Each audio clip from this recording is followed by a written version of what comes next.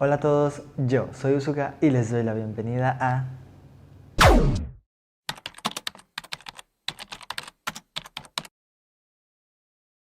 Hoy hablaremos sobre un asesino en específicos del país España, que de hecho ha sido considerado uno de los peores asesinos, si no es que el peor, que ha tenido este país. Este caso me lo pidió uno de ustedes, lo leí y me gustó bastante y espero a ustedes también les gusten. Así que sin más que decir, comencemos.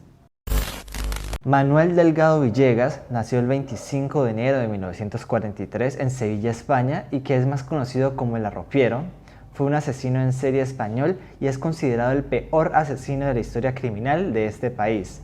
Se cuenta que su madre murió a la edad de 24 años cuando le dio a luz y que su padre era un honrado trabajador que vendía caramelos fabricados con arrope, y de hecho es ahí de donde proviene el apodo El Arropiero, que su hijo heredó luego. Cuando la madre de Manuel murió, él junto a su hermana fueron puestos a disposición de su abuela, puesto que su padre se fue a vivir al puerto de Santa María, en donde construyó una nueva familia.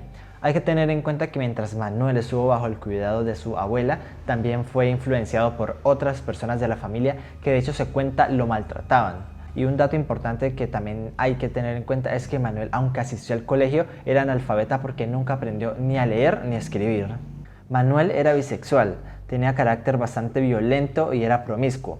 Adicionalmente se dice que padecía anaspermatismo, es decir, ausencia de eyaculación. Cuando Manuel tenía 18 años, ingresó voluntariamente a la Legión, que son como grupos élites que conforman el ejército, y fue allí en donde aprendió un golpe de karate mortal con el que daría fin a muchas vidas.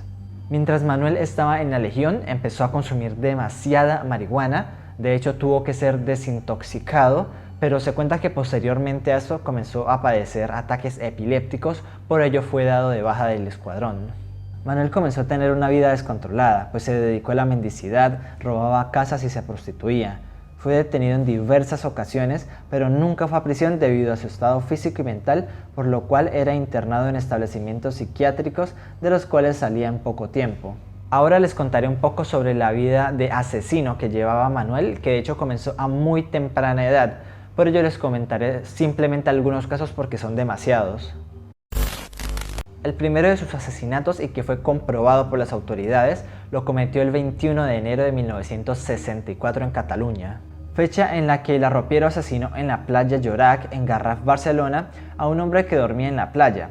Era un cocinero de 49 años llamado Adolphe Foch, que infortunadamente fue a recoger una arena en la playa y se quedó dormido. Manuel acabó con la vida de este hombre al arrojarle una piedra en la cabeza, lo cual destrozó por completo su cráneo. Posteriormente, Manuel robó sus pertenencias como el reloj y la billetera, y el cadáver de este sujeto fue encontrado 19 días después de haber sucedido lo que ya les conté.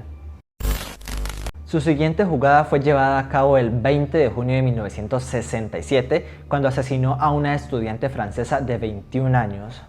Su nombre era Margaret. Se cuenta que la chica estaba con un acompañante consumiendo drogas y que él la abandonó dejando la puerta de su apartamento abierta, y casualmente el arropero, quien iba pasando por allí, ingresó al lugar en donde la asesinó aparentemente a puñaladas y luego de asesinarla la violó. El 20 de julio de 1968 fue el turno de Venancio Hernández. Se cuenta que el arroperio le pidió a Venancio que le regalara algo de comer porque tenía demasiada hambre, pero Venancio le contestó diciendo que trabajara porque él estaba muy joven y era capaz de conseguir dinero para comprar su propio alimento, cosa que molestó demasiado a Manuel, quien le practicó su famoso golpe de karate a Venancio, asesinándolo. El cadáver de Venancio fue encontrado en un recodo del río Tajuña, sin pantalones y sin calcetines, por lo que las autoridades creyeron que se había ahogado accidentalmente.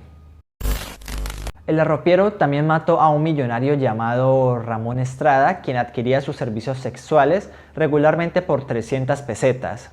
Se cuenta que un día ambos se reunieron a hacer negocios como lo hacían habitualmente, pero en esta ocasión Manuel le pidió a Ramón que le diera 1000 pesetas en lugar de las 300 que le daba regularmente, por lo que Ramón accedió.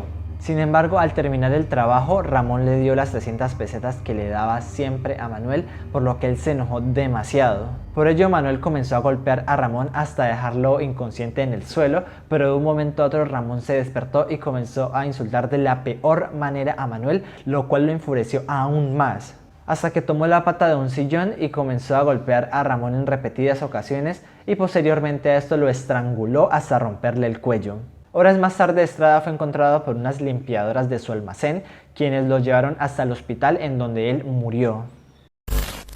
El arropiero fue detenido el 18 de enero de 1971 a los 28 años en el puerto de Santa María, Cádiz, por la muerte de Antonia Rodríguez Relinque, de 38 años de edad, quien era su pareja sentimental en ese entonces. El día del crimen, Manuel llevó a su novia hasta un lugar solitario del campo en donde mantuvieron relaciones sexuales, y en esas su novia le pidió que hiciera algo que a él no le agradó mucho, por lo que, consumido por esa ira que siempre llevaba dentro, tomó unos leotardos que ella llevaba y la comenzó a estrangular mientras tenían relaciones sexuales hasta que la mató. Luego de terminar con la vida de la joven, él volvió al pueblo como si nada hubiera ocurrido y continuó con su vida. Adicionalmente, se cuenta que Manuel volvió al lugar del crimen los 3 días posteriores al suceso y tuvo relaciones sexuales con el cadáver de Antonia. Sin embargo, y corriendo muy mala suerte, fue detenido por las autoridades el 4.º día que planeaba volver al lugar. En este caso, el arropiero ya no pudo salirse con las suyas y no quedó libre de la justicia. La policía lo llevó hasta la comisaría, en donde luego de un interrogatorio de varias horas, él confesó todo lo que había hecho. Las autoridades, al confirmar que Villegas era el responsable del asesinato de Antonia, le entró la duda de si él hubiera podido ser capaz de cometer otros asesinatos, por lo que le preguntaron y efectivamente así fue. Él afirmaba haber cometido un total de 48 asesinatos alrededor de toda Europa. Los policías creyeron que Manuel lo estaba inventando todo y por ello decidieron acortar su lista hasta un total de 22 crímenes, de los cuales solo le llegaron a probar 8, entre los que se encuentran los que ya les conté anteriormente. Como las autoridades habían ganado la confianza de Manuel, le sacaban información sobre dónde había cometido sus fechorías y de hecho lo llegaron a llevar hasta las escenas del crimen para corroborar los hechos. Aunque muchos de los asesinatos que Manuel dijo que había cometido no se encontraban las pruebas suficientes para acreditárselos, los policías sí creyeron que él había sido el responsable de ellos porque los describía con demasiados detalles como si sí los hubiera cometido. A pesar de haberse encontrado culpable de tantos delitos, Manuel Villegas no fue sentenciado a prisión, sino que se ordenó su internamiento en un centro psiquiátrico penitenciario, puesto que los especialistas que estudiaron su caso coincidieron en que no se le podía poner en libertad porque era un criminal nato y una persona que podría hacer daño a la sociedad. Además, era una persona que no guardaba remordimiento ni sentía algún tipo de culpa por lo que había cometido. Manuel estuvo mucho tiempo en psiquiátricos, en donde padeció altibajos de esquizofrenia que venían acompañados con cuadros de delirio megalomaníaco y desorientación tiempo-espacio. Algo que no entiendo es que supuestamente no metieron a Manuel a la cárcel porque no querían que estuviera en libertad ni tuviera contacto con la sociedad. Sin embargo, en los centros psiquiátricos en donde estuvo, él era libre de entrar y salir cuando quisiera. Durante sus 2 décadas largas de internamiento fue sometido a tratamientos por diversos expertos, por lo que jamás volvió a mostrarse violento con otros enfermos ni demás personas. Los últimos años de su vida los pasó internado en el psiquiátrico de Santa Coloma de Gramenet, en Barcelona, donde finalmente falleció en 1998, víctima de una afección pulmonar causada por el tabaco. Adicionalmente, y para concluir, les quería contar que hay una película titulada Arropiero, el vagabundo de la muerte, dirigida por Carles Masson y estrenada en 2008, en donde se muestra la trayectoria vital de Manuel. Y esto fue todo por el breve resumen de la historia del arropiero, porque como les conté, cometió muchos más asesinatos. Si hay algún dato importante que ustedes creen que me faltó, pueden dejarlo en los comentarios y voy a estar leyéndolos todos. Espero les haya gustado muchísimo este video y si fue así, pueden darle me gusta y compartirlo con todas las personas que conozcan. Recuerden dar clic sobre el misterioso botón rojo de allá abajo y activar las notificaciones para que les avise cuando subo video. Y sin más que decir, nos vemos en la próxima.